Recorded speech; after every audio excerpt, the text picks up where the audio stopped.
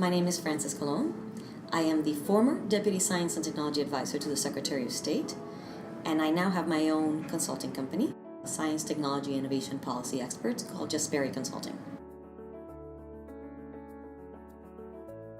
Science diplomacy is a field that we have sort of defined along the way, but in my mind it means using the best talents in science and technology that this country has to the service of getting closer to countries around the world with whom we want to collaborate. It is the art of knowing that the challenges that we're confronting around the world are pretty much the same everywhere, and that no one person, one country, one lab has the answer. That they're complex enough that they're going to require us to collaborate across borders, across oceans, and that we need to have those relationships, and they need to be positive and deep so that we can tackle those challenges through science and technology and innovating.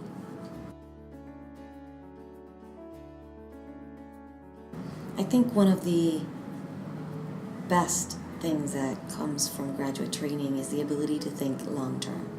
I think that's something that scientists have, that long-term vision of working toward a greater good that might not be resolved in their lifetime. Scientists have legacy-type thinking. They do not think that their work is going to be earth-shattering tomorrow. We all believe we're a very important part of a very complex puzzle. And I think that is something that we really need to bring to decision-making at the city, state, and federal level. Politicians and decision makers normally think in very short cycles, 4-year cycles, sometimes shorter.